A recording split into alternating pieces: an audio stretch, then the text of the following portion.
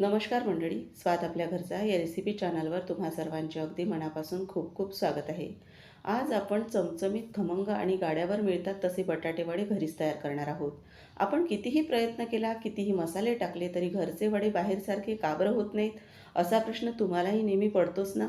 तर आज मी तुम्हाला त्यामागचं सिक्रेट सांगणार आहे। या छोट्या ट्रिकने तुमचे बटाटे वडे अगदी हलवाई स्टाईल तयार होतील।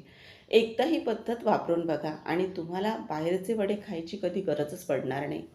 चला तर मग रेसिपीला सुरुवात करूया आणि रेसिपी कुठेही आवडली तर एक लाईक करून चॅनलला सबस्क्राईब करायला विसरू नका। सर्वात आधी बटाटे वडे तयार करण्यासाठी इथे मी बटाटे उकडून घेतलेले आहेत। इथे 3 मोठे बटाटे उकडून त्याची साल काढून घेतलेली आहे। सर्वात महत्त्वाचं आहे बटाटे वडे करताना बटाटे आपल्याला किती शिजवायचे आहेत। तर बटाटे आपल्याला बघा 90 ते 95% शिजवायचे आहेत। त्याचा जास्त गाळ करायचा नाही, त्यामुळे बटाटे वडे तयार करताना सारण जास्त ओलसर चिकट होतं। तर आता इथे आपण सारण तयार करायला घेणार आहोत। त्यासाठी सर्वात आधी कढईमध्ये तेल घालून घेतलेलं आहे, पण तेलही जास्त वापरायचं नाही। आता आपल्याला तेल गरम झाल्यानंतर पाव चमचा मोहरी घालायची। मोहरी छान तेलामध्ये फुटल्यानंतर चुटकीभर एवढा हिंग घालायचा आहे। आता यामध्ये आपल्याला अर्धा चमचा जाडसर असे कुटलेले धणे घालायचे आहेत आणि त्याचबरोबर इथे बडीशोप तीसुद्धा अर्धा चमचा जाडसर कुटलेली, दोन्हीही कच्चेच मी इथे वापरलेले आहेत।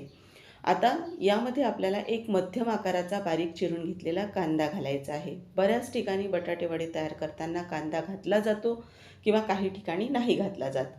तर इथे फार जास्त कांदा वापरायचा नाही, फक्त इथे मध्यम आकाराचा कांदाच आपल्याला वापरायचा आहे। आता कांदा हलकासा गुलाबी रंग याला येईपर्यंत परतून घ्यायचा। आता आपण यामध्ये कढीपत्ता घालून घेणार आहोत। बटाटे वडे तयार करताना कढीपत्त्याचं प्रमाण थोडं जास्त ठेवलेलं आहे। तोही तेलामध्ये छान आपल्याला परतून घ्यायचा आहे आणि इथे कांदा बघू शकता पहिल्यापेक्षा थोडा रंग त्याचा बदललेला आहे। यामध्ये आता आपल्याला घालायचा आहे हिरव्या मिरचीचा ठेचा। यामध्येच लसूण आलंसुद्धा घातलेलं आहे। तर चमचाभर हा ठेचा आपल्याला यामध्ये घालायचा आहे। तिखटाचं प्रमाण कमी अधिक मिरच्यांचं तुम्ही करू शकता आवडीनुसार।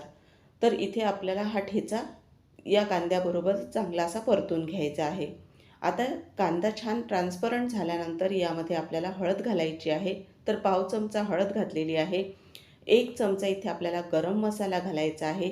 त्याचबरोबर पाव चमचा धना पावडर आणि इथे अगदी पाव चमचा एवढंच लाल तिखट घालायचं आहे, कारण हिरवं तिखट आपण यामध्ये वापरलेलं आहे, हिरवी मिरची। आणि कसुरी मेथी घालायची आहे पाव चमचा हातावर छान अशी बारीक करून। आता हे सर्व कोरडे मसाले या तेलामध्येच परतून घ्यायचे आहेत आपल्याला। आता हे पूर्ण सारण परतून झालेलं आहे, पण आता इथेच हलवाईची सिक्रेट ट्रिक करतात ती सांगणार आहे तुम्हाला। तर आता आपल्याला यामध्ये घालायचं आहे सारणाला छान बाइंडिंग यावी यासाठी बेसन पीठ। तर इथे आपलं साधंच बेसन पीठ वापरलेलं आहे। तर हे बेसन पीठ आपल्याला या मसाल्यामध्येच घालून घ्यायचं आहे। यामुळे तुमचं सारण छान खमंग होतं आणि बाहेरचे बटाटे वडे बघा त्यातलं जे सारण असतं त्याला किती बाइंडिंग असते, तर यालासुद्धा छान अशी पकड तयार होणार आहे सारणाला। त्यामुळे बेसन पीठ मध्ये आवर्जून घाला। आता बेसन पीठ मी किती घातलेलं आहे हे सुद्धा तुम्हाला दाखवलेलं आहे। वाटी फार जास्त मोठी नव्हती। आपल्या रोजच्या वापरातली जर वाटी असेल तर पाव वाटी बेसन पीठच घेतलं तरीही चालेल। आता हे छान खमंग असं भाजून घ्यायचं आहे आपल्याला 3 ते 4 मिनिटं। आणि बघा सुरुवातीला कोरडं वाटणारं बेसन पीठ जसजसं भाजलं जातं तसतसं त्याला तेल सुटायला लागतं। आता यावर फक्त असा एक पाण्याचा हबका आपल्याला मारून घ्यायचा आहे। मी तसं दाखवला व्हिडिओमध्ये त्या पद्धतीने। आणि बेसन पीठ एकत्र करून घ्यायचं, म्हणजे त्यामुळे ते चांगलं शिजलं जातं आणि चिकट होत नाही। तर आता हे बेसन पीठ तर छान भाजून झालेलं आहे। यामध्ये जे उकडलेले बटाटे होते आपण ते असे हाताने तोडून आपल्याला घालायचे आहेत। बघा बेसन पिठामध्ये आपण जे बटाटे वडे आता घालत आहोत, मी तोडत असताना तुमच्या लक्षात येत असेल फार जास्त मी शिजवलेले नाहीत, त्यामुळे सारण ओलसर राहतं, चिकट होतं। आता यामध्ये आपल्याला चवीनुसार मीठ घालून घ्यायचं आहे। आणि बघा सर्व साहित्य घालून झाल्यानंतर आपल्याला हे सारण जे आहे पूर्ण छान असं एकत्र करून घ्यायचं आहे। बटाटे जे काही मोठे असे तुकडे असतील ते व्यवस्थित तोडून घ्यायचे। फार जास्त मोठे असे बटाट्यांचे तुकडे आपल्याला यामध्ये ठेवायचे नाही। तर आता हा पूर्ण बघा हे सारण एकत्र करून झाल्यानंतर यामध्ये आपल्याला अजूनही काही साहित्य घालायचे आहेत। तर बघा सारण छान एकजीव असं आपण करून घेतलेलं आहे। कुठेही तेलाचं प्रमाण जास्त नाही किंवा जास्त बघा चिकट असं सारण दिसत नाही। अगदी बाहेर जसे बटाटे वडे तयार होतात त्याच पद्धतीचे बटाटे वडे आपले तयार होणार आहेत. यामध्ये भरपूर अशी बारीक चिरून घेतलेली कोथिंबीर आपल्याला घालायची आहे आणि अगदी पाव चमचा एवढी आमचूर पावडर आपल्याला घालायची आहे. ही खूप महत्त्वाची आहे. यामुळेच चव अगदी दुप्पट वाढणार आहे बटाटे वड्यांची. तर आता हे दोन्ही साहित्य सारणामध्ये एकत्र आपल्याला करून घ्यायचे आहेत. आणि हे सारण बघा आता पूर्ण तयार झालेलं आहे. तर हे आपण थंड होण्यासाठी ठेवणार आहोत. आणखीनही हे सारण कोरडं होईल थंड झाल्यानंतर. तर केव्हाही पूर्ण सारण थंड होऊ द्यायचं आणि नंतरच आपल्याला याचे बटाटे वडे तयार करायचे आहेत. आता जवळूनसुद्धा तुम्हाला सारण दाखवते बघा मी. सारणाला रंग किती एकसारखा असा आलेला आहे. कुठेही बटाटे आपले पांढरे असे दिसत नाहीत. आपण यामध्ये जे बेसन पीठ घातलेलं आहे त्यामुळे बघा किती छान असं हे सारण एकजीव असं तयार झालेलं आहे. नुसतंच पिवळी बटाट्याची भाजी आपण यामध्ये घातलेली नाही. तर आता आपण सारण थंड होऊ देऊया आणि इकडे बेसन पीठ भिजवायला घेणार आहोत. तर त्यासाठी सुरुवातीला 1 मोठी वाटी मी बेसन पीठ घेतलेलं आहे आणि परत आपण यामध्ये पाऊण वाटी बेसन पीठ घेणार आहोत. बेसन पीठ अगदी हलक्या हाताने भरलेलं आहे, फार जास्त दाब देऊन भरलेलं नाही वाटीमध्ये. आता यामध्ये आपल्याला चवीनुसार मीठ घालून घ्यायचं आहे आणि आपल्याला यामध्ये हळदसुद्धा घालायची आहे. फक्त 2 चुटकी एवढी मी हळद घातलेली आहे आणि अगदी 2 चुटकी एवढाच खाण्याचा सोडा घालायचा आहे. सोडा घालणं खूप महत्त्वाचं आहे, कारण यामुळेच छान जे वरचं आवरण आहे बटाटे वड्यांचं ते फुललं जातं. आता यामध्ये थोडं थोडं पाणी घालत बेसन पीठ भिजवून घ्यायचं आहे. तर बेसन पीठ कसं भिजवायचं तेही महत्त्वाचं आहे. बऱ्याचदा जास्त घट्टसर बेसन पीठ तुम्ही भिजवलं तर वरचं जे आवरण आहे ते जास्त जाड कडक तयार होतं आणि जास्त पातळ जर भिजवलं तर ते वर राहतच नाही बटाटे वड्यांच्या. तर तेही महत्त्वाचं आहे, तेही सांगते तुम्हाला. बघा व्यवस्थित असं पूर्ण बेसन पीठ आपल्याला एकत्र करून घ्यायचं आणि फक्त मिनिटभरासाठी हलक्या हाताने फेटून घ्यायचं.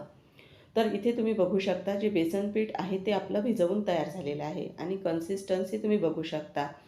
आपण धिरड्यांचं कसं भिजवतो त्या पद्धतीचं बेसन पीठ भिजवायचं आणि सारणसुद्धा थंड झालेलं आहे. तर हातावर याचे गोळे आपण तयार करून घेणार आहोत. असे गोळे आपण तयार करून घेतलेत की वडे भराभर असे आपले तळले जातात. तर बघा तुम्हाला चपटे वडे जर करायचे असतील तर सारणाचा गोळा जो आहे तो आपल्याला चपटा असा तयार करून घ्यायचा आहे आणि असे गोल करायचे असतील तर मग मी दाखवते त्या पद्धतीनेही तुम्ही तयार करू शकता. दोन्हीही पद्धतीने तयार करता येतील.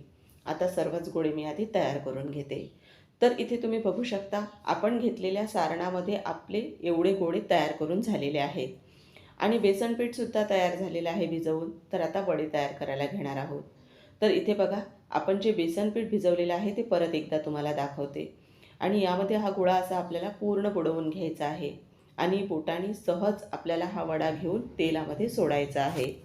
तर इथे बघता तेलही जास्त असं कडकडीत धुवाधार मी गरम केलेलं नाही, कारण इथे आपण बघा तेल टाकल्यानंतर लगेचच वर यायला पाहिजे आपलं किंवा भजे आपण जेव्हा तेलामध्ये टाकतो तेव्हा तसंच तेल गरम करायचं. पण छान असे हे फुलले पाहिजे बटाटे वडे. जास्तच तेल थंड असेल तर तेलकट होतील. तर तेलाचं टेम्परेचरही खूप महत्त्वाचं आहे. तर इथे बटाटे वडे टाकल्यानंतर लगेचच त्याला रंग येईल आणि आपण काढून घेऊ, पण ते फुलले जाणार नाही.